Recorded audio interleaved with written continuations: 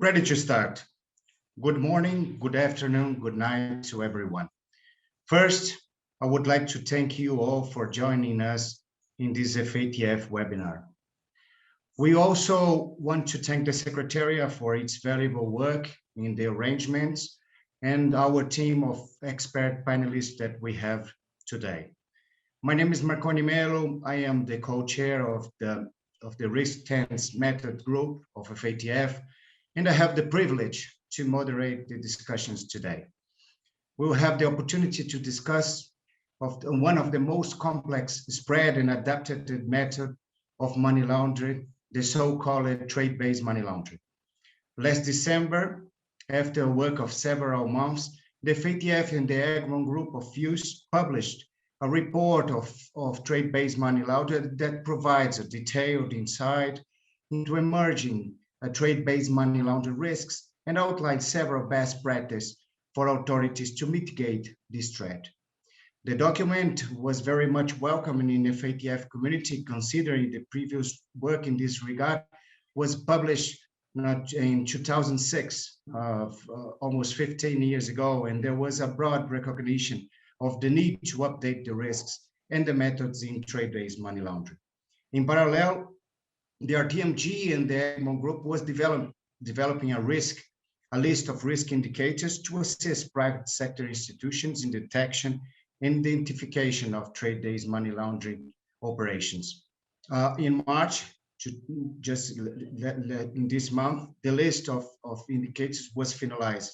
The list is divided in 4 different categories: structural risk indicators, trade activity risk indicators, trade document and commodity risk indicators, and account and transactions activity risk indicators. The idea of conducting this webinar is in line with the communication strategy of our TMG and FATF to have a broader use of the valuable and the practical products that can assist both public and private sector to enhance their abilities in combating illicit inflows. Today, we have experts with various professional backgrounds and skills that will share their experience in countering trade-based money laundering, discuss some of the most important challenges that both public and private sector face in regard to trade-based money laundering.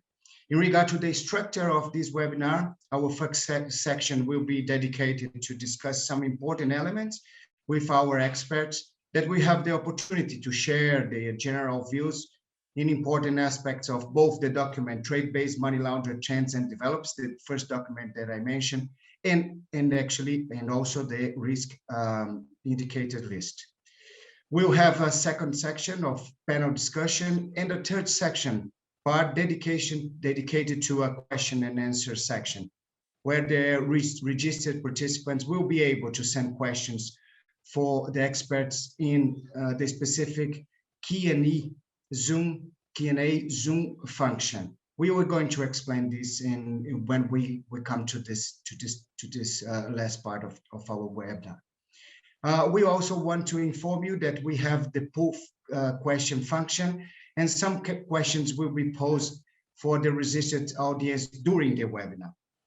We have here experts from different parts of the world, as I said, and diverse expertise from Netherlands, Egmont Group of Views, WCO, Australia, and a representative of the private sector. Without no more introductions, I would like to pass the floor to our first speaker of today, Ms. Tamara Pollard-Maijer. Tamara became the AMLC lead of trade-based money launderers 2 years ago. She also initiated and coordinated a public-private partnership in Netherlands, and is co-author of the FATF's 2020 Trade-Based Money Launderer report, performed as co-lead of this project. Before that, she has been investigating criminal offense for more than 10 years. Please, Tamara, the floor is yours. Thank you so much for this wonderful introduction. Hi, everyone. Thank you for joining us today. In 2020, I had the pleasure to contribute to writing this FATF report on TBML. And of course, I didn't do this alone. We've done this together with our colleagues from HMRC and the Dutch National Prosecutor's Office. It's been a while since FATF published a report on TBML. And as colleagues, we were very pleased to have an active role in creating this report, especially because we believe that TBML is an urgent matter that needs to be addressed. TBML is emerging as one of the most challenging and complicated financial crimes to investigate. In the Netherlands, we've also seen several very complex cases. In one of them, underground bankers from France, Belgium, and the Netherlands transported large amounts of cash money to the Netherlands. They transported the money to Dutch potato and onion traders. The cash was converted to potatoes and onions. And these onions and potatoes were being transported to West Africa, and the price in line with market conditions was paid. The problem was the cash money. The cash money originated from European drug trade. And this assumption was funded by a French-Dutch joint investigation team. The involved organization of underground banking was an organization that was specialized in laundering money for drug cartels.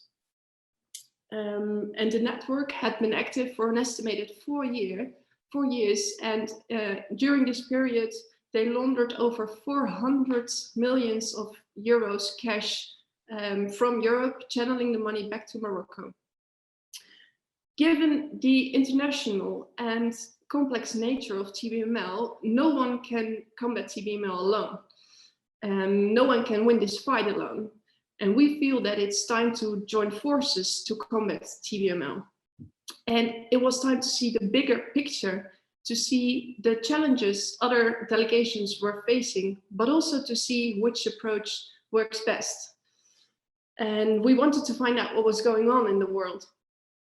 And in order to deliver a complete study, we knew right from the start that we had to involve the private sector as well. Which was proven true because the private sector provided us with valuable insights. So thanks again for your input. Today, I would like to highlight 3 key findings of the report. Based on the submitted case studies, we have observed that all types of sectors have the potential to be misused for TBML. From gold to cars, from potatoes to electronics, we've seen it all. So you can expect to encounter TBML everywhere. The second conclusion that I would like to share with you today is the lack of understanding and the lack of awareness of TBML. We have observed changes since FATF publications, since FATF previous publications. Things are getting better, but we're just not there yet.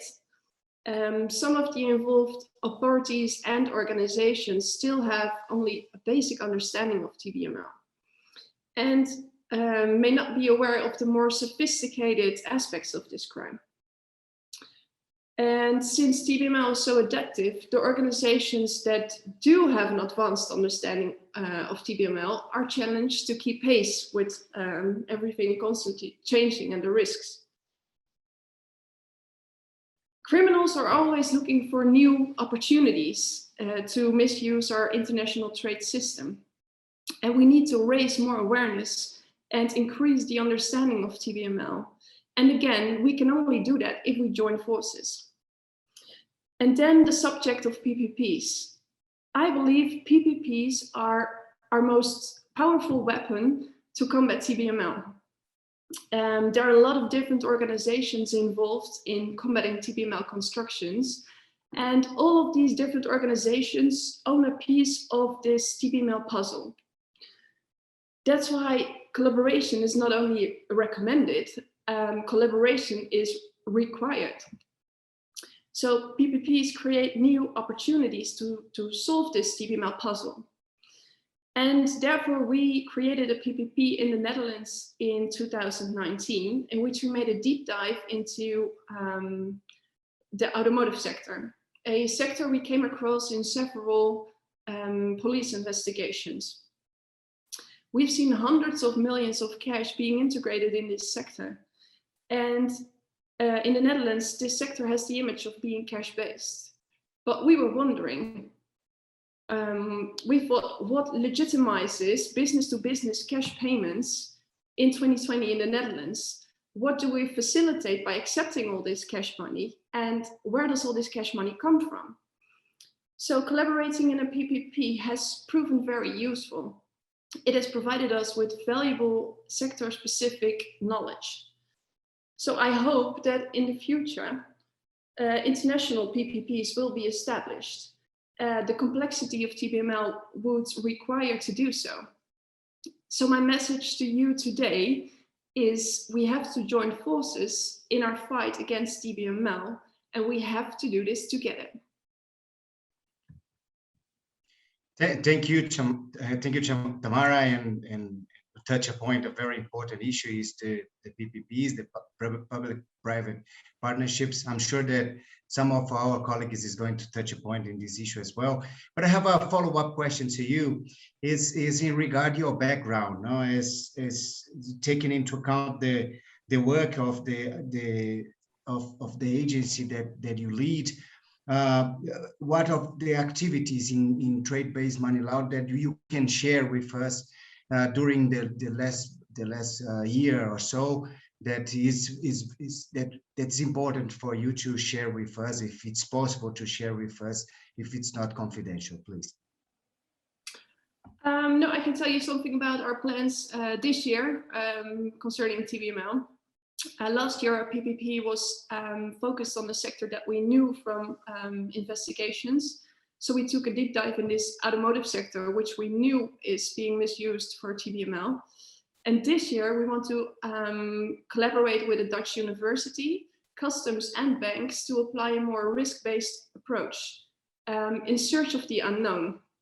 We want to detect the high-end money laundering constructions and do research on what Dutch sectors are the most vulnerable to TBML. With this risk-based approach, we hope to expose the economy's TBML vulnerabilities. And by doing so, we want to enable ourselves to eliminate the vulnerabilities to reduce the risk of being misused. Thank you very much. Please stay with us. Of course, we have the second part of our second section, which is your participation is going to be very valuable. Now I want to pass the floor to Mr. Nedko Krumov. Nedko has been a senior officer at the Egmont Group for many, many years. He supports Egmont Group work in the information exchange field, including drafting of the Financial Intelligence Unit section of Trade-Based Money Laundering report.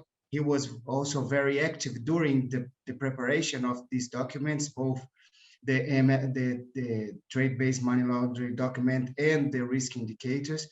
So before that, Nedko worked at the Bulgarian Financial Intelligence Unit for many years as well. Please, Mr. Nedko, the floor is yours. Thank you very much, Marconi. Thank you for giving me the floor, and welcome everyone to this webinar.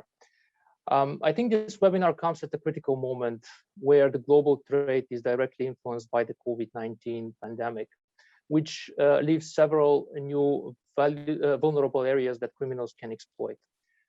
The Egmont Group of Financial Intelligence Units is grateful for delivering content and analysis for this joint project.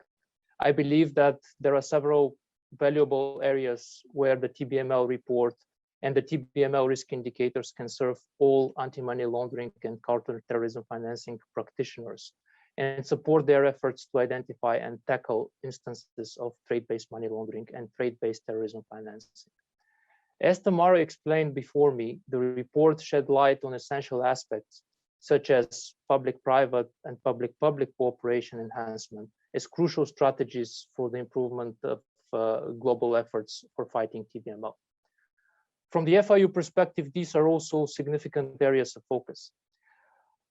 We consider the TBML risk indicators as one of the key products delivered by the FATF and the Egmont Group because these risk indicators provide competent government authorities and the private sector with one efficient tool for early detection of TBML instances. Why is this so important?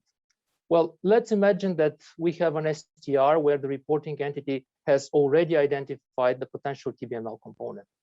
What does this mean for FIU? Well, this would allow the respective FIU to focus their further analysis. For example, to contact their local customs service, engaging with them as early as possible and collect all relevant trade data available there.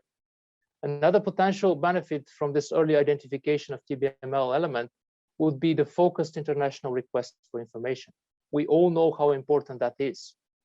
The success of international cooperation in many instances is vital, but it's determined by the quality of the request.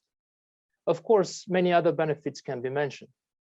Hence, I would really advise not only FIUs, but also reporting entities and other stakeholders to have a close look at these risk indicators and try to use them as much as possible in their daily operations. The second aspect that I wanted to mention is that FIUs are well equipped to identify and tackle trade-based money laundering. Still, only under the caveat that FIUs are never alone and close cooperation with their public and private partners is needed.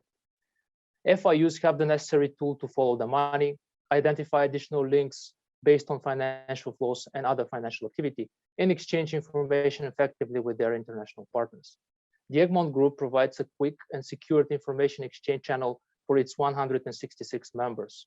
We are talking here not only a channel allowing bilateral information exchange, but also multilateral cooperation on operational and strategic matters, which would be specifically viable in TBML cases where country borders are usually crossed in almost all instances. I think this is an important message not only for FIUs, but also for our partners. I mean, when a customs service or law enforcement authority is working on a TBML case, it would be good for them to reach out to their domestic FIU and see what potential engagement there could be. As I said, there are many ways the FIUs can help. The exchange of knowledge and expertise could be only one of them. My good friend David here knows how useful that is, and I'm sure that he's going to talk about it in his presentation as well. My third point would be related to investment in new technology. Why is this particularly important in TBML cases? Well, mainly because the Egmont Group of FIUs practice shows that most TBML schemes are related to high volume financial transactions, beneficial ownership data, commercial information, and many other pieces of information and data. To compile all this in a meaningful format and be able to effectively and quickly analyze it may not necessarily be an easy task. I know this from my previous work in the Bulgarian FIU. Technology can be instrumental here in helping to match data, structure the information, identify potential unknowns based on the known facts, speed up the analytical process and cooperation, even allow FIU analysts and other practitioners to look at the case from a different angle, different perspective. And that matters, actually. So all this can be done through the modern technology. I know that implementing new technology and reaching the sufficient level of maturity is a rather long path for some FIUs, but I believe this is the right path. Lastly, I want to mention that FIU's proactiveness is also a key factor for successful countering TBML. For many FIUs, STR remain the primary source for their analysis. However, some FIUs are using proactive approaches to compile new information, identify links, and eventually the TBML component. FIUs should remain nimble and explore all available sources of information. I know that using standard operating procedures and methodologies was and still is a successful way for many FIUs to deliver quality. Still, sometimes more proactive, non-standard, and critical thinking can be the key to a successful case. I want to also mention the importance of the reporting entities, financial institutions, and the Nfvps. I know that for many FIUs, receiving quality reports from financial institutions is not something new. Of course, there could be a slight difference when we're talking about the DNFVP sector. Many DNFVP practitioners, however, such as notaries, lawyers, accountants, auditors, and others, can have the experience to detect TBML instances and the specific knowledge to do that. So FIUs, but not only FIUs, all government authorities should work in order to engage with all reporting entities and deliver quality, because I think this would be another aspect for success stories. Hence, understanding the local and the global TBML risks is also essential, and FIUs have their role there. And I think I'll leave it here. Hopefully, I was able to present some valuable ideas that can be useful not only for FIUs, but also for their partners. And back to you, Marconi. Thank you, Nedko. And I think you touch upon some very important issues. I highlight the relation with trade-based money laundering and COVID, the importance of international, as we know, it's essential, the international cooperation in this field, and the proactive participation of the FIUs in this point, and also, and maybe I think one of the most important points is the importance of the participation of the reporting entities and the private sector in this field. Without no more introductions, no more wrap up of this part. Of course, stay with us, Nedko. We are going to have the second part of the discussion. I'll pass the floor to Mr. David Kane. Mr. David Kane has been a senior officer, is the head of the World Customs Organization MLCFT program. In his dual role of the director and U.S. Homeland Security Attaché, David created and has been leading projects Tentacle to primarily WCO MLCFT capacity building and operation efforts in MLCFT. Before joining the World Customs Organization, David worked as a U.S. Customs Service for many years. Without no more introductions, of course, if we need to talk about David here, we're going to stay the entire morning or afternoon telling about the experience of David. Without no more introductions, I'll pass the floor to you, David. Thank you so much, Marconi. And I would like to start by commending the FATF Secretariat, the Dutch Police, Dutch Prosecutor's Office, and HMRC for putting together such a very important trade-based money laundering study, and a very time-appropriate study. And as Nedko stated, those the RIs, the risk indicators that are in this document are going to be very valuable from an intelligence standpoint and a targeting standpoint, I think, for all the members of the FATF, as well as the police, customs, and the FIUs. So without further ado, I know that we have a tight window for commentary. So I'm going to just very briefly make a couple of points, and they're going to kind of overlap with what Tamara and my good friend Nedko stated prior to me. Number one, TBML, from the WCO standpoint, is a pervasive threat to both regional and global security. It is also a threat to the integrity of the financial/banking industries, as well as the international trade sector. When criminal money enters any sector, it's always a bad thing. It tends to be destabilizing. The second point is that you have to look at trade-based money laundering when you're first diving in to tackle it from the most simple standpoint. It can be the most complex form of money laundering, or one of the most complex forms of money laundering. It can also be extremely simple. It can be a simple conversion of dirty cash to a commercial product that then enters trade.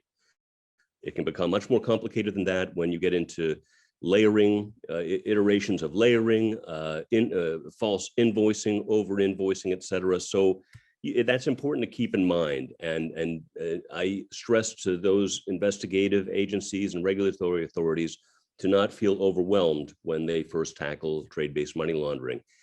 With the proper application of intelligence and law enforcement efforts, you can tackle it and make positive, successful money laundering investigations and prosecutions from that effort. I would also stress that, as Tamara said, you can't tackle trade-based money laundering alone. It's very often, it starts in the streets with illegal predicate offenses, whether it's wildlife trafficking, counterfeit pharmaceuticals, narcotics trafficking. So it's a realm of the police. Then it enters into the customs realm when this money is converted to commercial products to be shipped internationally. Often the money comes in structured formats, the cash into the banking sector where the FIUs come in. So there's no way, I really stress what Tamara said, it's definitely the only strategy is to do it in unison between the police, the FIUs, and the customs services. Without further ado, what I would like to do very briefly is just give a little background to what we're doing at the WCO with regard to money laundering in general, but obviously with a main focus on, a big focus on trade-based money laundering. We created the Anti-Money Laundering and Counterterrorism Financing Program at the WCO in 2018 because we saw there was a great need for that here to complement the other law enforcement programs we have here. We have some very good programs that tackle environmental crime, IPR, pharmaceutical fraud. We have the drug program, container control program, security program, and we were missing the component that was tackling the money side. And as is always the case, you find the money tends to be the key. You find the dirty money and you follow that trail, you'll find the entire network of co-conspirators, you'll find the predicate offense. So we put that in place, and with a lot of support from the Secretary General here, Kunio Mikuriya, he's a big supporter of the AML efforts. Japanese Customs was very supportive with funding some of the global workshops we were putting together from 2017 to 2019. And then the US State Department, the Bureau of International Narcotics and Law Enforcement Affairs was vital to putting in place the Project Tentacle, which we put in place in 2019, which is our marquee effort to go after all things money laundering in the customs realm. So we tackle through, you can go to the next slide, Alexandra, please. With Project Tentacle, we call it Operation Tentacle for the individual iterations and operational efforts that we do. You can see our nifty coin up here. But the goal with Project Tentacle, as I said, it was realized through the support of DOS-INL, and it's a project whereby we saw the gap with customs services and FIUs around the world that in a lot of the developing world in these countries, that the FIUs and customs services weren't collaborating as efficiently as possible. So we wanted to put in a program where we start merging, use the synergies of the collaboration between FIUs and customs services to do, number one, capacity building workshops. So we raise the awareness, the understanding, the capability of not just customs services, but FIUs to combat money laundering that occurs in the customs realm. And it covers the gambit. We were not just doing trade-based money laundering, we're doing bulk cash smuggling, we're doing hawalas, express couriers, and a lot of the focus obviously is on trade-based money laundering because it's such a big, the realm of TBML is the customs realm. So we put this in place. We have the funding for a 3-year project for Project Tentacle, and we're targeting 5 different regions in the world. Asia Pacific as one, the Middle East, Eastern Europe, Africa, and Latin America. And what we do, we're working this AML-CTF project in collaboration jointly with the Egmont group and with Interpol. And we go in, we do regional workshops up to 3 a year, and we follow these up with operational efforts to target both bulk cash smuggling, as well as the smuggling of precious metals and gems. And a lot of this focus is on gold and on diamond smuggling. So in a nutshell, that is the program we have in place. We have also created the Customs FIU Cooperation Handbook in collaboration with the Egmont Group, which is a very tight almanac for all things money laundering in the customs realm. And it provides guidance on how to best collaborate between the FIUs and customs services, and the best ways to progress investigations of whether it's bulk cash smuggling or trade-based money laundering in the customs realm. So without further ado, I wanted to give a very brief snapshot of what we are doing. And without further ado, I'm sure there'll be more questions coming my way. I can probably elaborate on some more of the efforts, some of the other efforts that we're doing, as well as perhaps give some case examples. So without further ado, I pass the baton to my good friend, Daniel Strack with the Australian Border Force. Thank you, David, and thanks for sharing with us all the Tentacle operation. And also, I want to pick up one thing that you said in the beginning about the only strategy is to join efforts between customs, fuel, and law enforcement. We have no other way out to work in, and also with the participation of the private sector, as Nedko and Tamara said in their presentations. I have a follow-up question to you about, you talked about challenges in the field and how to work with to tackle trade-based money laundering. You talked about the importance of joining different agencies in this work. You talked about the Operation Tentacle, which is very interesting. And I would like to ask you if you have very short overview, very shortly, if you can share with us the most challenging issues that you see in these investigations in trade-based money laundering, and what is the problems that you see, the most common problems that appears in this field. Thank you for that question, Marconi. And very succinctly, I'll say that the biggest challenge with trade-based money laundering is tracing the illicit funds into the process of conversion into commercial products.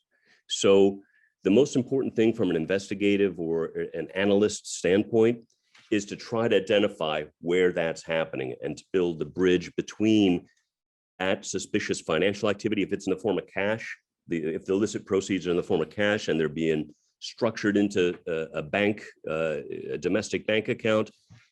The challenge is finding out, linking that suspicious activity, for example, to the purchase of products that are then introduced into international trade.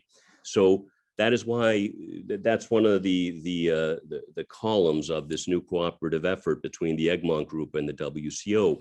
We're working to raise the capabilities of the FIU analysts and the customs investigators and officers to bridge that information through collaborative efforts.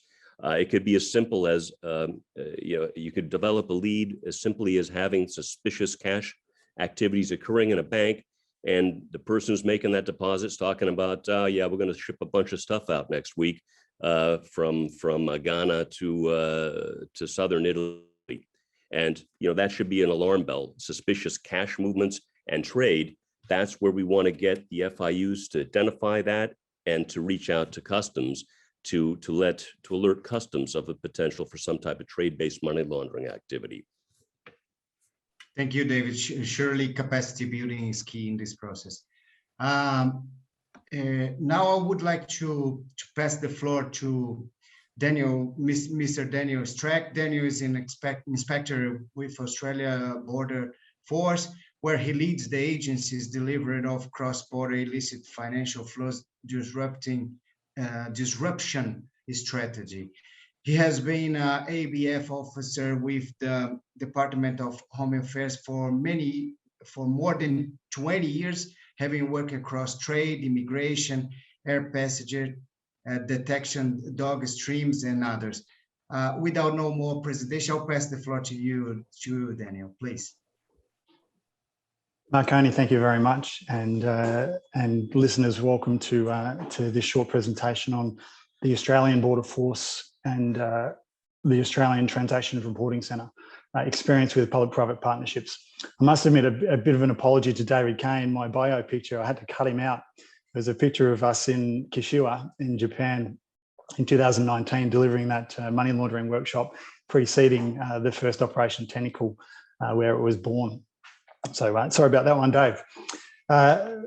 So today I'm going to talk about the Australian Border Force's experience with the Fintel Alliance in Australia. Fintel is headed by the Australian Transactions Reporting Centre, AUSTRAC. The Australian Border Force is Australia's customs service. Our mission as an agency is to protect the border and to enable to facilitate legitimate trade and travel.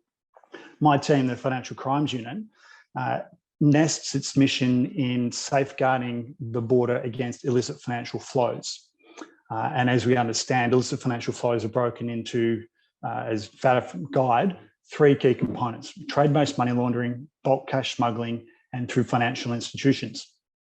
And so our relationship with AUSTRAC is one that brings together our efforts to tackle trade-based money laundering with the financial institutions. So 2 key components of illicit financial flows. And so it's really been an effort of synergy over the course of the last 12 months for the Australian Border Force, but also for AUSTRAC, as we've set up the trade-based money laundering working group under Fintel. Now, Fintel was established in 2017 by AUSTRAC to enhance the application of financial intelligence at the border and to disrupt money laundering activities. It comprises 29 public-private partners. In late 2019, the Commissioner of the Australian Border Force and the CEO of AUSTRAC agreed that ABF would formally join the Fintel Alliance. And we've developed the Fintel Alliance TBML working group since that point.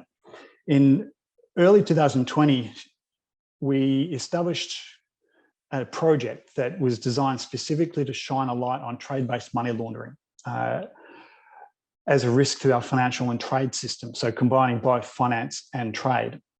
It is currently co-chaired by the Australian Border Force and AUSTRAC, specifically to operationalise our membership of AUSTRAC's Fintel, to enhance industry awareness of TBML as a threat to our border, and to develop a platform that facilitates sharing of financial intelligence. And my personal experience with the Fintel Alliance is that it's a vibrant, focused and productive effort. And pretty much up front, I'll let you know that the work of the Fintel Alliance is designed to habitualise the relationship with the public and the private sector. And by using the term habitualise, I mean it as business as usual operational activity based on shared risk, familiarity and trust. And it's not formal in operative sense. It's something that we just do on a business as usual basis. And that's the process that AUSTRAC and ABF have been working towards over the course of the past 12 months under Fintel.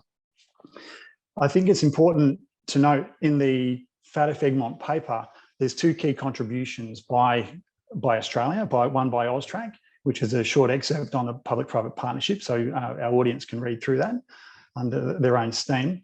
There's also a case study provided by the Australian Border Force, which I'll go into shortly, but not just yet. In terms of some of the outcomes that we've been able to achieve during our operational activity, they've been quite exciting, and I might admit that I've been quite surprised at how successful we have been, but I think it's credit to AUSTRAC and the work that they've been able to do to bring together the financial sector and public partners. We initiated a discovery activity in mid-2020 to pilot the working group, the TBML working group. We selected a small range of commodities to assess trade-based money laundering as an issue and to highlight it, as I said, to shine a torch on it.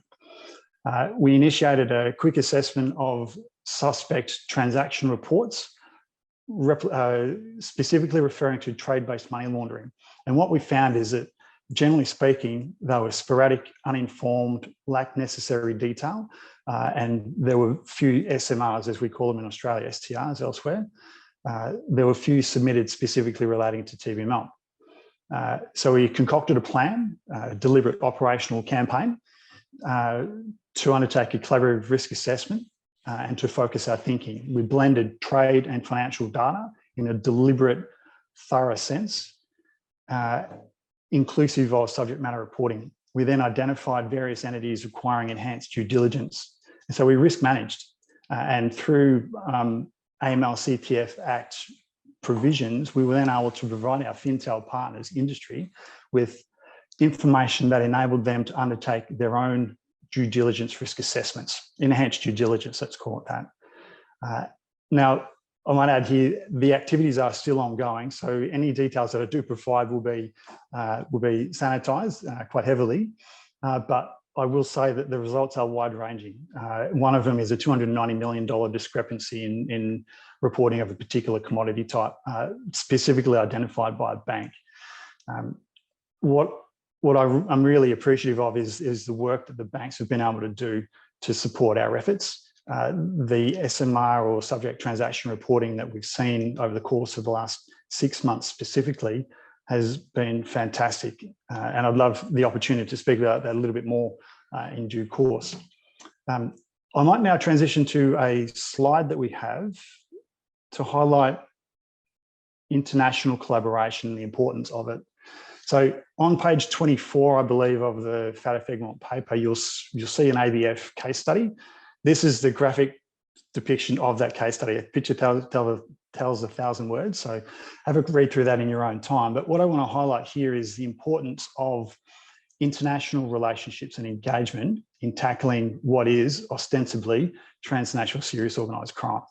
Drugs coming from South America, going through North America, finances then being spun off into Southeast Asia, washed in Australia, and then out to the Middle East. That's the simple process. It's simple, I say. But if you put a box over Australia and think of that box as blocking out all information, then we only see the Australian picture. Likewise, in North America, a box over North America, we only see the North American picture. But if we transcend those boundaries and leverage the FIU relationships under Egmont, use the World Customs Organization relationships that we've established through customs agencies, Interpol relationships as well, and share that information through those mechanisms, then maybe, just maybe, we can break down this trade-based money laundering nexus. This is a complex case, as we've been working on this for 3 years now, but it certainly does highlight the importance of international collaboration. I think maybe I've spoken for a little bit now. If I could just close out with one reflection on the habitual relationship. The FATF Egmont TBML Trends and Developments paper refreshes the global dialogue on trade-based money laundering and energises our focus on collaboration across the public and private sector. It also signals for me a new era in detection and disruption of criminal exploitation of our international trade and financial systems. I see this paper, and I congratulate FATF Egmont on it. I see the paper as a rallying point. It's not a means to an end, it's not an end in itself. This is the start of the beginning. And for this new journey, it really is the next frontier. Thanks, Marconi. Thank you, Daniel, for your presentation. And actually, Australia had a very important role in the elaboration of the documents that we are discussing, as you just highlighted. I want to pick up some points that you raised, and one of them, I think the most clear was in the last slide, talking about the international cooperation and collaboration, but also the importance of the banking sector in providing information through the STRs, the risk management, and the CDD risk assessment in this issue, and the importance of the public sector and the organizations to provide risk indicators to the private sector as well. I think we are in a synergy in this case. And we talked a lot about the PPP, the public-private partnership. In this point, we have the possibility to a poll question in this regard to feel the sensibility of the ruling PPP. I don't know if we can put in the screen yes. So I kindly ask the audience to answer this question, and during the other section, in the panel part of the second section, we are going to look at the results and talk a little bit about the results, trying to make it more interactive with the audience. Without no further point, of course, Daniel, stay with us. We are going to have too much more things to discuss in the second part of our webinar. I would like to invite Miss Marcy Forman. Marcy is the Managing Director for ML Global Investigation Unit for Citigroup. The unit conducts complex global investigations of high-risk clients, including analysis of client activity in multiple jurisdictions and business sector. And she has more than 30 years of federal law enforcement experience, and Marcy has a wealth of anti-money laundering and trade fraud expertise. So in this sense, I would like to invite you, Marcy, to share with us your knowledge, please. Thank you, Marconi. And thank you to FATF and the Secretariat for allowing me to represent the private sector. I'm used to representing the law enforcement sector, but now I'm in the private sector. So thank you. So I could share with the perspective of both hats. I thought I'd start with the role of the financial institution. As Daniel has and others have spoken about, the importance of public-private partnership. It is so important that we have the opportunity and the legislation and the laws that allow us to share information to make us much more effective. Many banks, and all banks, as we know, are not the same size and may not have the same structure in terms of investigative units. So working for a global bank like Citibank, I'm fortunate to have, we have our own FIUs, financial intelligence units, that are only similar in the sense that they're looking also for suspicious activity, file SARs or STRs, as they're called in your respective countries.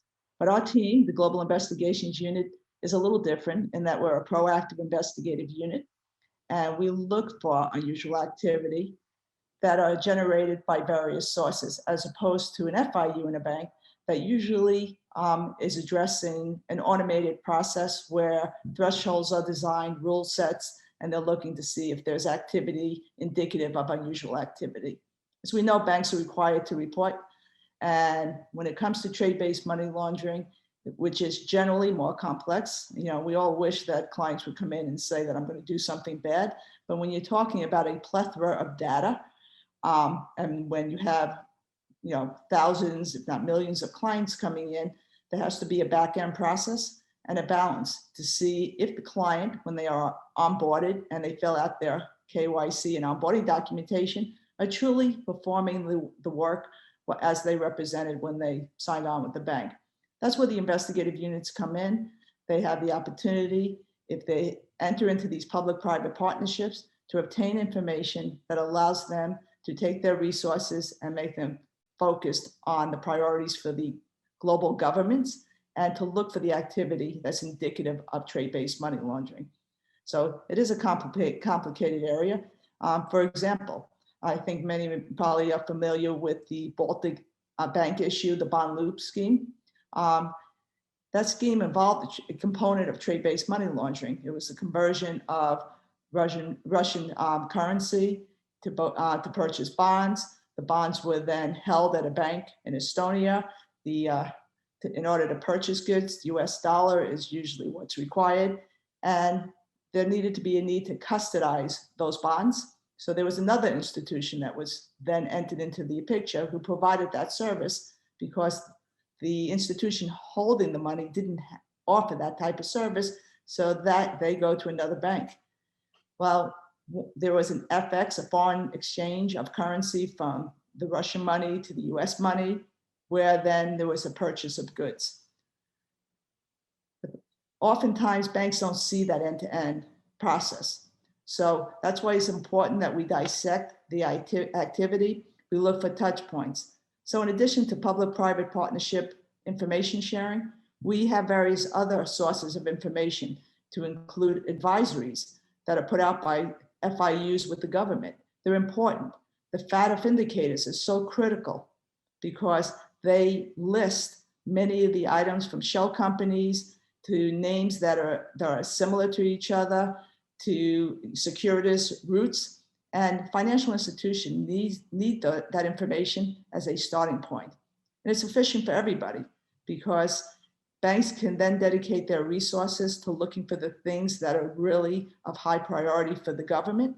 And then there's an ability to feedback, usually through the filing of suspicious activity reports, back to the government so they could see and learn what the banks are taking.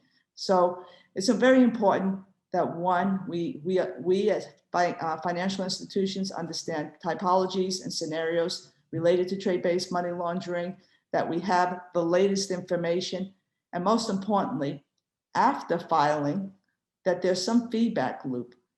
So banks know that they're directing and they're reporting things of value, that it matters, and that they can produce more.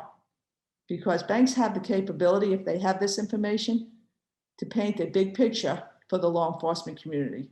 And as we all remember, the filing of suspicious activity reports are for law enforcement purposes to help them put the pieces of the puzzle together.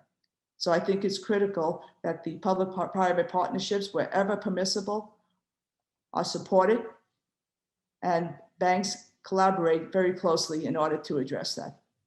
So I'll leave you with that. Thank you, Marcy. And as we said in the beginning of this webinar, the participation of the private sector knows the clients. And actually, it's impossible for the public sector to have all the information without the participation. That's why there is a focus on public-private partnership in this field. But we talked a lot about the the importance of joint agencies, public agencies, in the combat in the trade-based money laundering, especially customs and law enforcement, customs and fuel. And we talked about the public-private partnership as well a lot in this almost an hour. And but we do not touch a point in private cooperation. What do you think about that? What is the importance and what's the information that can be added? And also the problems and the legal frame problems that might raise from this kind of share of information between private and private institutions. Well, Please, thanks for that question. And to talk about some of the challenges, and I mentioned one of them already, having to have the end-to-end picture and the information, so we're able to put that together. But if a country doesn't have the legislation that allows financial institutions to share amongst themselves, it becomes even more challenging. So, part one, the ability to speak with law enforcement and regulatory bodies to share information. But part two, you see transactional connectivity to another institution. You want to be able to request information regarding that transaction. And the US, we have the US Patriot Act under 314B that allows institutions, as a voluntary program, to make those requests. And I think the third thing to highlight in terms of challenges, foreign correspondent banking, for banks that have foreign correspondent banking, so banks known as FCBs, as clients, the reliance on those banks having a robust and strong AML program, because oftentimes when there are goods that are purchases, they're going through multiple banks to get to the ultimate beneficiary. So that ability to have that information sharing with your FCB clients is extremely important. I totally agree with you. And I think the importance of having this kind of share of information between the institutions are fundamental to have good outcomes. Now we are going to move to our second section, the panel discussions. In this sense, I will start posing a question to Ms. Tamara. We listened very carefully to you, and you touch a point about the PPPs, as we just mentioned, and now with almost all the speakers, they were raising some points in this regard. And can you share with us some elements and characteristics of the Netherlands experience in PPP in the trade-based money laundering context, please? Yes, of course. We wanted to find out whether the assumptions in relation to the automotive sector were correct. Is the Dutch automotive sector cash-based? And therefore, we initiated a PPP with 4 of our largest banks, with our FIU and with tax authority and the prosecutor's office. And we found out that there was a large amount of cash being integrated in this sector. But we also saw that it only happened at a few companies. So these few companies gave a disordered image of the sector. Cash payments weren't normal. Like a normal percentage would be 10 to 15% of all the payments made. So that was a conclusion that was very helpful. We also developed indicators for rogue car dealers and buyers. And next to that, we've done research into arguments for cash payments. We checked whether these arguments were valid.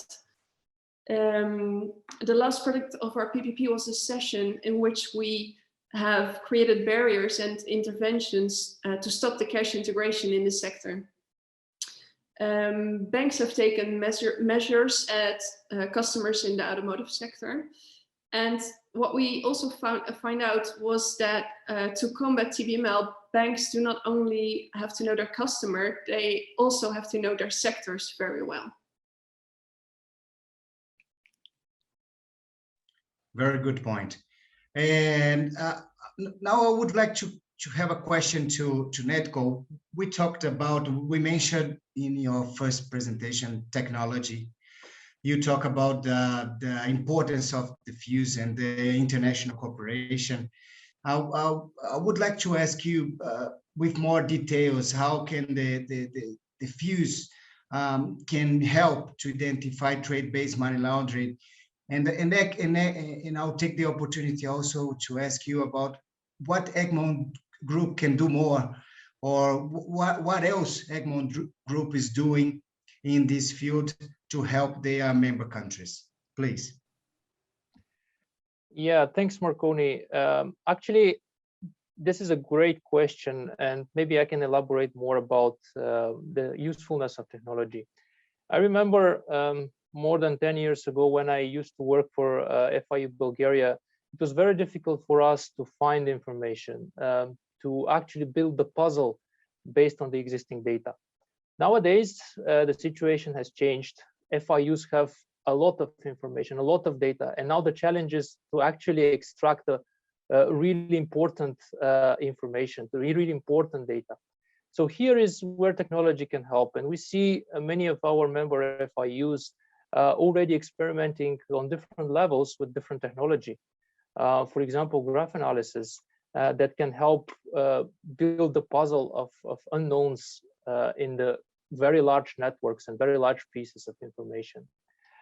We also see FIUs experimenting with artificial intelligence and other really important new technology methods. But these are sophisticated technology pieces which not necessarily go to the core of the FIU work.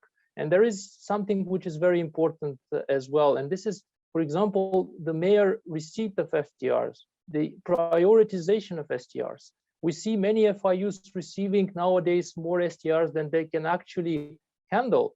So without prioritization techniques, FIUs are kind of threatened to be inefficient in certain elements, in certain aspects. So here is where technology can help.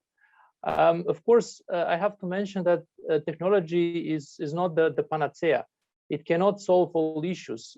We should stay vigilant. We should stay informed.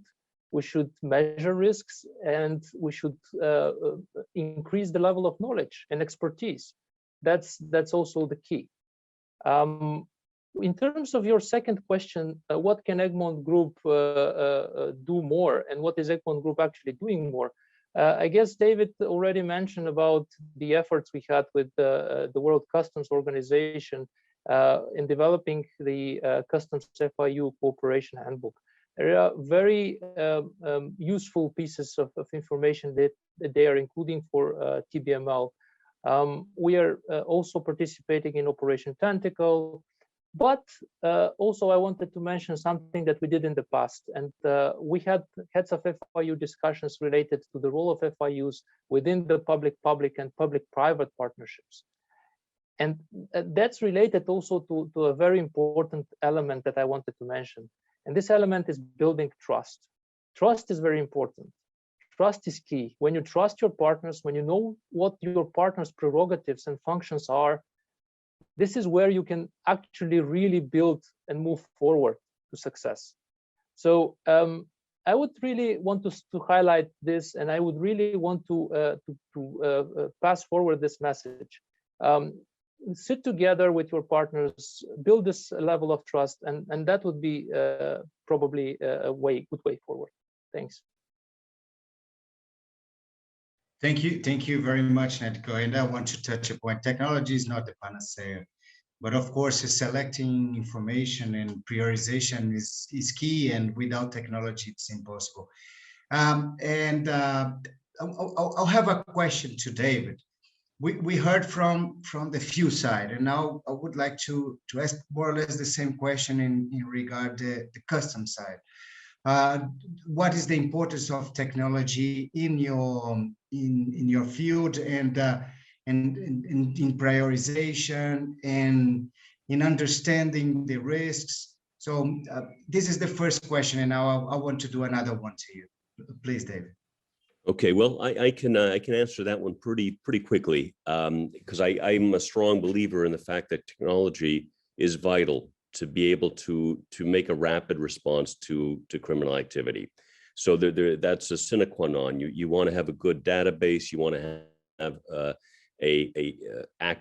database that is wide-ranging in its in the information it contains, especially when we're talking about commercial information. So technology is vital. But you have to recall the coin has two sides. It's no replacement for the bare knuckle investigative and analytical work that has to occur at the investigator and the analyst level. So the very simple answer is it has to be a blend of both. If you don't have, when you're tackling trade-based money laundering, if you don't have a navigable, efficient technology system to be able to monitor the trade that is coming in and out of your ports, you're gonna have a very hard time tackling trade-based money laundering. But if you don't have the investigators and the analysts on the other side tackling it and trying to put the puzzle together, it won't advance. So you need both components. Thank you, David. I want to do to the audience to have a possibility to hear from you from your background. As we know, you have been working in this field for many years, and I would ask you about the challenges. What do you think are the main challenges in this issue, and how to tackle trade-based money laundering? And of course, it's a question that we could stay here the entire webinar discussing that, but just some highlights of taking into account your experience and background. Well, I go back to the collaborative effort between, you have to look at what's going on, the suspicious transaction reporting that's coming out of the banking and financial industries, marrying that information with suspicious commercial shipments and suspicious commercial shipments that you identify through rigorous analysis of anomalies. Underpriced items that they don't jibe with what the market prices are, for example.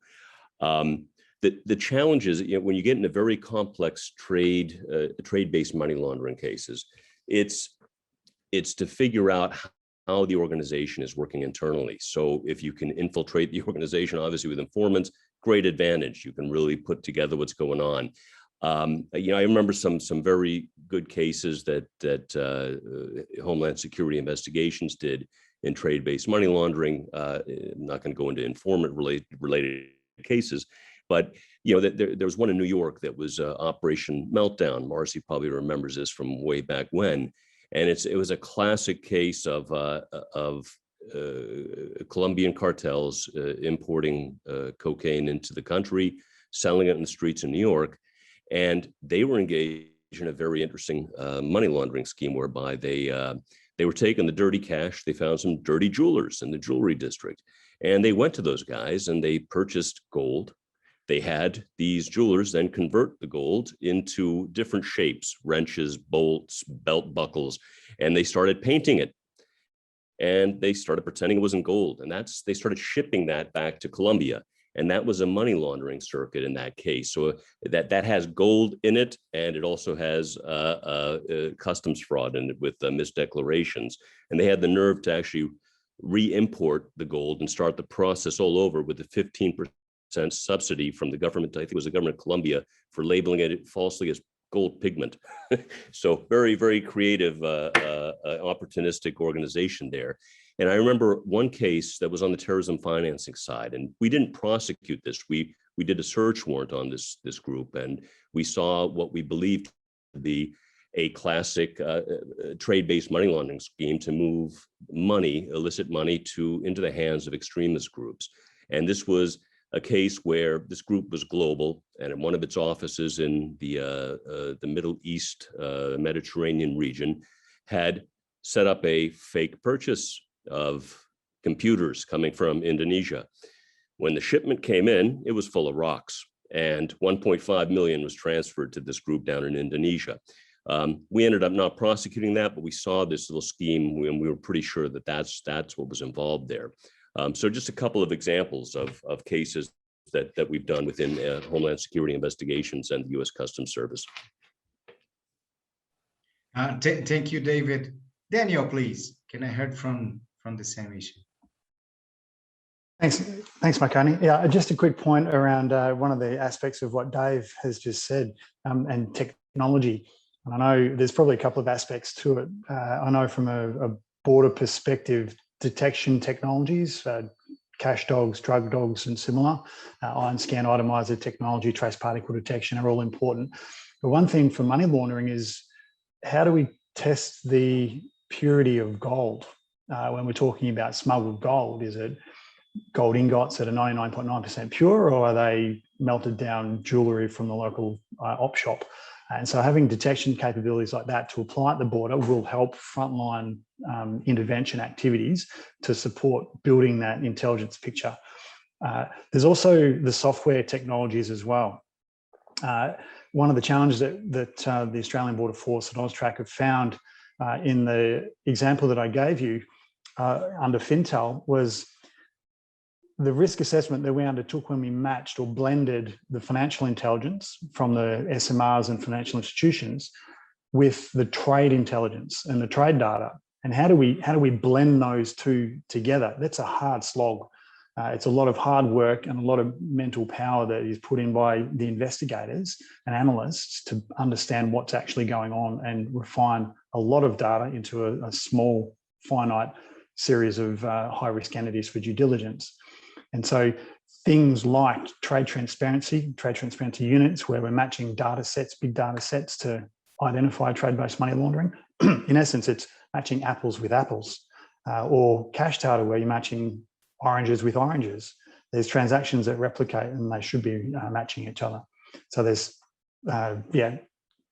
two fronts to the response to Dave's observation. There's the digital technology, or the software, and then there's the detection technology at the border. Thank you, Daniel. I'll pass the floor again to David to a quick wrap up, please. Thank you, Marconi. As always, Daniel triggers my memory. Thank you, Strachey.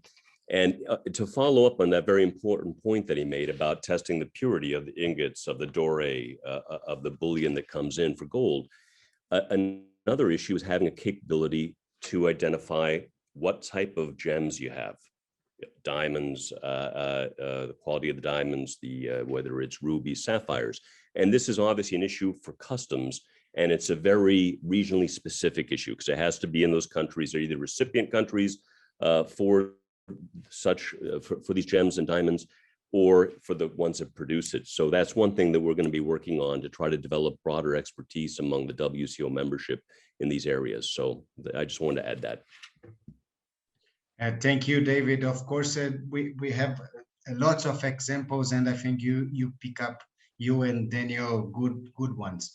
I want to have a question. I don't know if we have the results of the poll, if it's possible to put it in the screen. Okay. Thank you. So taking into account the results, Daniel, I would like you to comment a little bit about the challenges involving PPP, and taking into account your experience in Australia in this issue. And I would like to listen to you in this point. I think was one of the main points that has been raised since the beginning of the webinar, and it's good to have your experience and your knowledge in this issue. Please, Daniel. Yeah. I'm not on mute.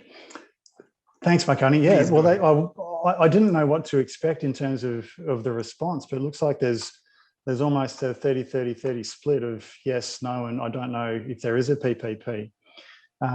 The fact that AUSTRAC established the Fintel Alliance in 2017, that's only a touch over 3.5 to 4 years ago now, is probably indicative of if AUSTRAC is cutting edge and leading in the field, then there's only another 3 years or so where other agencies and other jurisdictions have been able to set up their public-private partnerships. There's about 600 or 700 listeners in today that are members of a public-private partnership. That is really encouraging. I'd be fascinated to see or to learn where their jurisdictions are and who is actually participating in these, because maybe we can set up a global public-private partnership under the auspices of FATF, WCO, and Egmont to progress this trade-based money laundering initiative. But yeah, that's I wasn't expecting that sort of result. I thought there'd be a few more. What is your suggestion to move forward this kind of initiatives for countries that had not still having these PPPs on board? Well, I certainly think that the example. What are the main? Of course, this is a very big issue, and it's very complex, and we have just short time here. But if you can put some elements, important elements in this issue, and how to tackle and to have a efficient PPP in this field, what was some of the aspects that you could highlight? Well, I certainly think a strong FIU to establish that leadership of the alliance, the public-private partnership, is absolutely essential. And I congratulate AUSTRAC on their leadership in that sense. ABF has only been a formal party to the Fintel Alliance for a short period of time now. We're making some inroads, and I've shared with you some of our successes. But I certainly think the strong leadership and a clear direction in terms of what their mandate is important. There's a fairly strong AML strategy in Australia at the moment. I love looking at the cover page of the indicators paper with the 4-piece jigsaw puzzle. And every time I look at that, I'm thinking the 4 pieces of the Australian jigsaw puzzle: the customs, the border agency with trade experts, the financial intelligence aspect, the criminal intelligence aspect, and then there's the investigative aspect. And I think bringing those 4 parties together in collaboration, and then bringing the industry network in to guide them through this uncomfortable pathway of understanding what TBML is, and then being able to detect it. As Australia, we're on the precipice of that now. And certainly there's an example that can be used. So we're happy to collaborate with other countries and jurisdictions to support their efforts. Thank you very much. And actually raised some points that also Tamara raised in regard to her PPP. Nedko, do you want to add something? Maybe Tamara as well, but Nedko, please. Yeah, thanks, Marconi. Briefly, my reading of the results is that we have a lot of room for improvement. But joke aside, I think that public-private cooperation can take many forms. I think the important message here is that there should be cooperation. There should be intensive cooperation in terms of exchange of information, exchange of knowledge, but also trainings. I think that it's very important to get these level of knowledge leveled and to increase the level of knowledge where needed. So I think that's my message. Thanks. Thank you. Can I hear to you, Marcy, in this regard as well? Yes, please. So just to, I was about to say the same thing Nedko said. I think there's a void or gap in the understanding of what law enforcement can provide and what how banks actually operate. And I know when I was in law enforcement, I thought I knew what I didn't know, and what I learned I didn't know in terms of how a bank actually operates and what their abilities are. So I think those need to be married. And I think the challenges in expecting banks to provide information, it could be much more effective once they know what they are looking for. And then I think the second issue is legislation. There has to be legal forums that allow for the public-private partnership. I hear that over and over again, the ability to share information. I don't think there's anything that precludes banks from receiving information, but the ability to share back, we do it through our suspicious activity reports, but there needs to be a legal framework that also allows for it. And thank you, Marcy. I'll have another question to you. And I think there is a relation between what you just answered and I think that a question that I would like to raise. It looks like that the cooperation with private sector is crucial. And I think since the beginning, we have been talking about who knows the private sector is close to the client. He knows what the client do, it not, and then it's very important to them, the importance of them to tackle what is the illicit flows are essential, are key in this process. And what the main challenge that you see the financial institution encounter in the identification of trade-based money laundering? And do you think that our risk indications could help them? And in what sense? I think there has been a lot of recognition in FATF and in RTMG about the importance of this work and the trade-based money laundering document, and also the risk indicator. And I think the risk indicator is much more focused on having the private sector on board. So I would like to listen to you about those points. Thank you, Marcy. Well, thank you for that question. And I think I'll answer it with the easier one. The risk indicators that FATF put together are exceptionally important to financial institutions.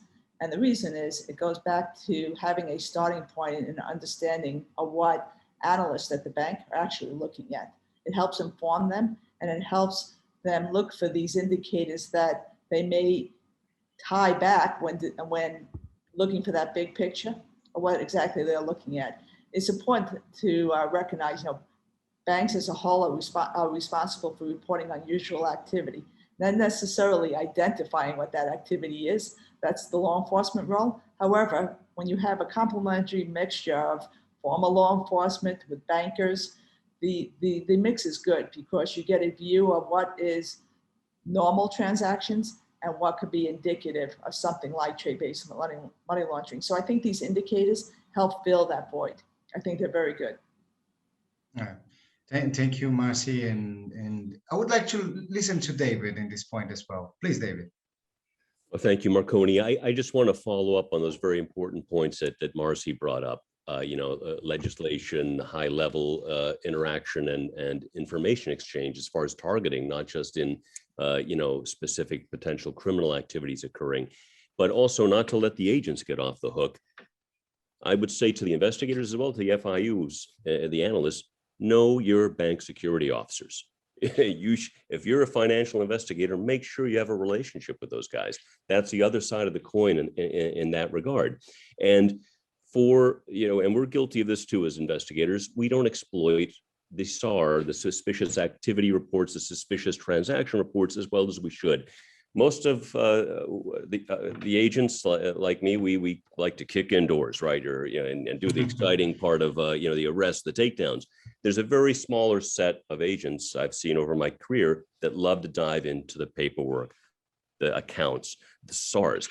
And we should do a better job of that because they are so valuable. You can take a STR, a SAR, and if you get a well-written SAR from a good analyst or security department representative, at a major bank, you can map out. They can map out for you almost the whole network in some cases of Exactly. the co-conspirators involved with some very serious criminal schemes. So I wanted to add that comment and just put that flag on the table. Yeah, perfect. Point taken, and I think was very important. I would like to listen to Tamara as well. Please, Tamara. Yes, thank you. In addition to what Marcy and David just told our viewers, I would like to add that in our Dutch PPP, we didn't share any personal information. We only shared information on phenomena, like what's normal in the sector and those kind of questions. So if legislation is a problem in your jurisdiction, please be aware of this option as well. Perfect. Thank you. Now, and I want to thank again all the audience. We have almost 2,000 people online in this moment, and of course, thanks again the speakers. Now we move forward to our third section, which is the questions that we received from the audience, and we have received almost 100 questions, which is a success from our side to have so much interested from the audience. But on the other side, we have short time, so we are going to pick up some, and of course we are going to have all these questions, and we are going to try to see all of them in order to have a view from the audience. In this point, I have one question here, and maybe one of you can raise your hand to answer first. Don't you think that struggling international cooperation or establishing a network in relation to international trade is the ultimate solution to a problem of trade-based money laundering, and how we can strengthen that? Maybe Nedko, if you are able to start with this point, as you have raised some of parallel issues. I think this question is more specific, but anyway, and of course, I invite all the colleagues to have their views. Please, Nedko. Yeah, thanks, Marconi, and thanks for that question. Actually, this is one of the main purposes of the Egmont Group, to exchange operational information on ML or TF cases. And here we're talking about a network of FIUs that can do it rapidly, can do it effectively, and can do it in terms of requests coming deriving not only from FIU cases, but also in many instances coming from requests from law enforcement authorities, public prosecutors. So in this regard, FIUs can be really effective. And I believe indeed that's the key to success. We see that the TBML cases predominantly are cross-border cases. And if you're working only locally, only domestically, you're most likely to fail. And so that means that international cooperation would be a vital part of your work, either as an FIU analyst or even law enforcement and customs officer. So I think that we have the tools, we have the network. Now it's up to individual analysts and FIU members to use it efficiently. Thank you. Thank you, Nedko. Of course, if we think about international trade, if we do not international cooperation, doesn't seem very effective. And of course, we are going to fail. Please, David, and maybe you have the view of the World Customs Organization as well. Absolutely, and to tackle that question, Nedko framed it very well from the Egmont Group's perspective, and from the WCOs, we echo the exact same sentiments. To have and only certain international organizations can really put a network together like this, like the WCO, the Egmont Group, for example. And I didn't get a chance to comment on the FinCrime online library at the WCO, but we've set up a network like that very recently at the WCO that's serving just that purpose. We're building it out, but it has multiple purposes, a reference point for money laundering in the customs arena, reporting from the major global organizations such as FATF, the APG, Egmont, et cetera. But a big component of the FinCrime online library is to identify schemes that are occurring in the TBML arena, really every type of financial crime and customs, but a big component is TBML.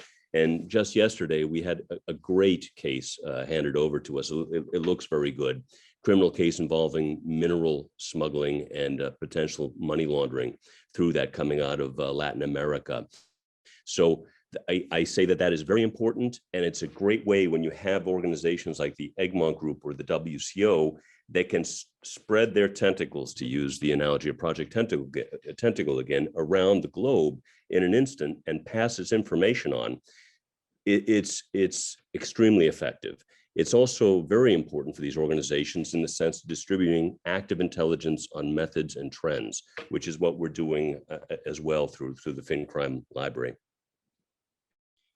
Thank you very much for this enlightening question, response.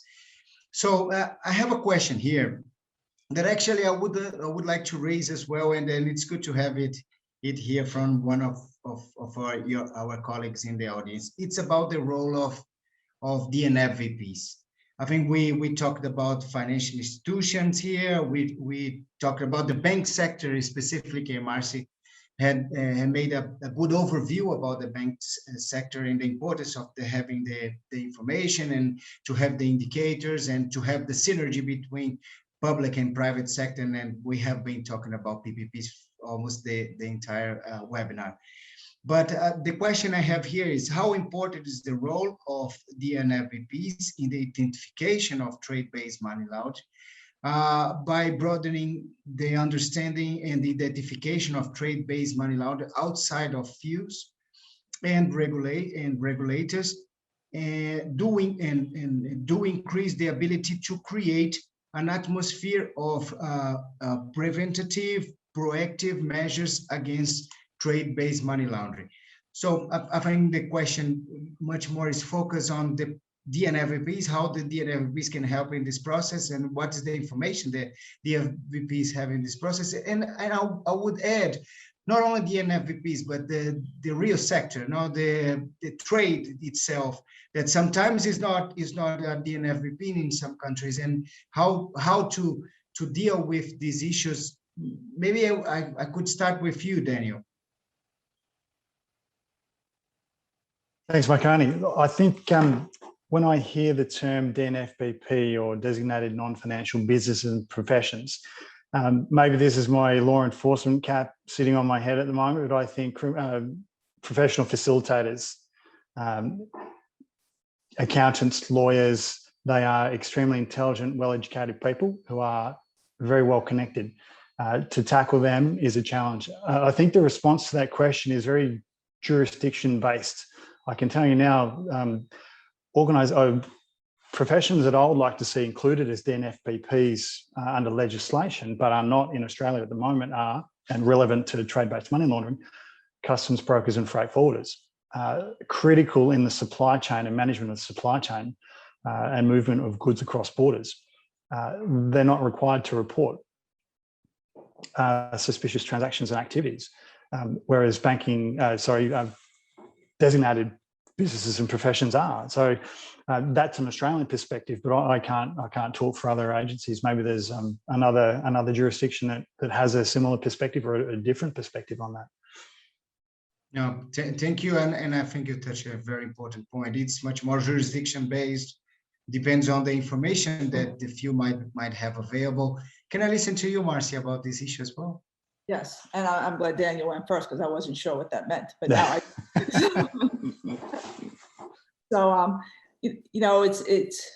we have to think hard about who we regulate because, having been on the private sector, you can be, very regulated and get caught in a box. And then you need to make sure that law enforcement and the regulators, if we're going to make these requirements, have the resources to review the materials. Because if we're asking for things, then there should be an ability and a capacity to be able to look at them. And again, now we're working on SARS and we talk a lot about effectiveness. We want to make sure that we're being effective. So by putting additional requirements on different industries, I'm not saying it's not necessarily a good or a bad thing, but we have to think holistically of the approach and how effective it's going to be. Because today, you know, there are, as I think it was Daniel and Nedko talked about, the volume of SARs and STRs that are being filed, and you have to wade through the volumes. Is we want to make sure we're being effective and we're being responsive, and that collectively we all have the capacity to report appropriately. Can I hear you, Nedko? I totally agree, Marcy. Can I? Yeah. Can I? Please, Yeah. Nedko. Thank you, Marconi. Actually, I think FIUs see the Nfvp sector as really important partners, where a lot of quite interesting and important information stays.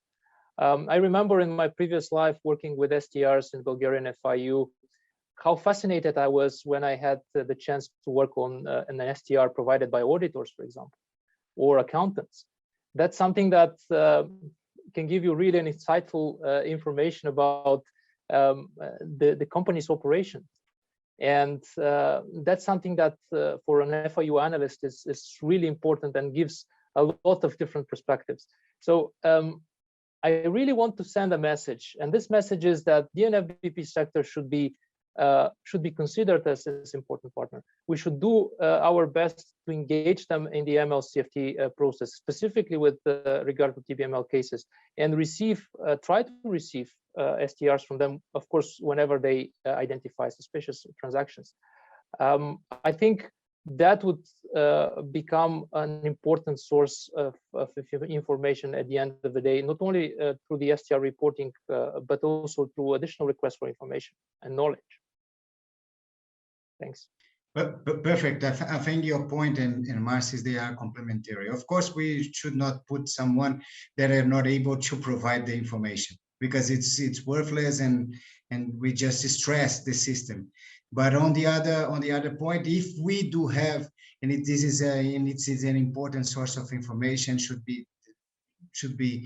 we should have the same that we have for the financial institutions, as Marcy highlighted, the feedback, the importance of following what has been done and the information that has been provided, the importance for that, for the investigation, the concrete investigation, I think are very important elements. I have another question, and I would ask Marcy to answer first. How the most effective way for banks or for the bank sector to identify the over/under invoice and phantom shipping modus on trade services. I think this is part of our risk indicators. Actually, this is part of our main goal, and I would like to listen to you, and I would like to listen to David about this point as well, in his experience, and any colleague that wants to, of course, to raise their flag. Please, Marcy. So thank you, and that's a very good question, and it goes to the level of complexity. So when you're in trade services or when you get specific information, you know, you're looking for all the documentation that's been provided, and oftentimes there's a heavy reliance on the customer providing that documentation and assuring the accuracy and attesting to the fact that it's correct.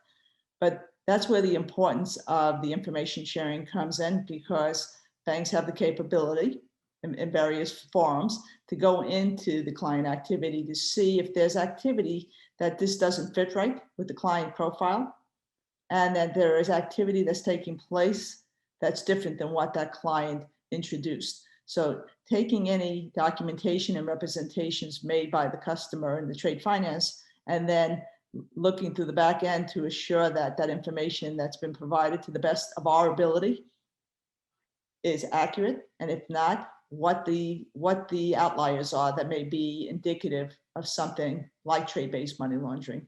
And that's where the string of the begins, in terms of looking holistically at the activity to say, wait a minute, this does not look right. You know, this individual is, you know, in industry A, and they're dealing with multiple entities in B, C, and D that are unrelated. And then when you go start looking, you see there's activity indicative of potential shell companies with no web presence. And then you start to, you know, unravel the picture, which has to be appropriately described and reported on the SDRs. Thank you very much. Do you want to add something, David? Yeah, I want to follow up on Marcy's comments, which are spot on, with the comment that it's very difficult, that tracking phantom shipments, misinvoicing, under-invoicing, over-invoicing, it's extremely difficult. It really takes a lot of a discerning eye and a very good analytical component, and obviously cooperation between the FIUs, the banking sector, and customs. And thinking specifically about the issue of phantom shipments from a customs perspective, what jumps to mind right away is, what's an effective way of looking at that and trying to identify it? Post-clearance audits. Try to see if these shipments actually occurred. Now, the conundrum with that is the money's probably already been paid out, the transfers already occurred, but at least you have a component to identify some bad actors. From the financial services sector and from the banking sector, when they start seeing multiple transfers of the same amount to the same destination, then that might be cause for, when it's too regularized, it could be an indicator as well. It depends on what the intelligence is at the time, and that would be another point to make in that regard. Thank you very much, David. And unfortunately, we have still more than 80 questions here to answer. Of course, we are going to get all of that, and we are going to follow these questions to our experts. But unfortunately, we have to close our webinar of today. Of course, what we had here is just glimpses of the information and the knowledge. The document that FATF just published, I believe they have more information about the issues that we have discussed here. And I think I hope that the webinar had put us on some curiosity to move forward, to look to the overview of the document and to see and the elements, and also the importance of the indicators for the private sector. I want to highlight that, and that has been a very tough work from all the delegations in the FATF, and we also want to thank the colleagues of this process in these projects in the FATF and all the member countries that contributed, and also the private sector that has also have given their glimpses, their ideas of the work that we need to do, and we hope that this can assist the private sector in their tasks. We want to thank the audience, especially the people in Asia, that we know for Daniel it's very late in where he is now, Daniel, and we want to thank them to be with us until the end. We have almost 2,000 participants in this moment, so thank you for you all. And also we want to thank the speakers for their professionalism, to share their knowledge, all the preparation that we had during these weeks, and also, of course, the Secretariat for the organization, for supporting us and to putting all the pieces together for us to have a successful webinar in this moment. As we said in the beginning of this process, trade-based money laundering is very complex, as we see when we have some specific questions more about the trade challenges. We see how complex and difficult it is, and the importance of tackling trade-based money laundering.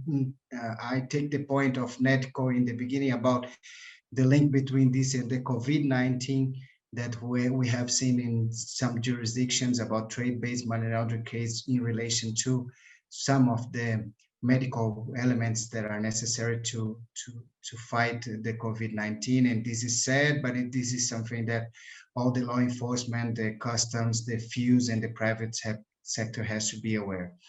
And we hope again that this webinar assisted all of us, public and private sector, to better understand the scope of the document that we produced, and in line with the FATF strategy, we want to try to raise as much awareness as we can, and we also encourage the delegates in the private sector to share the document that has been produced.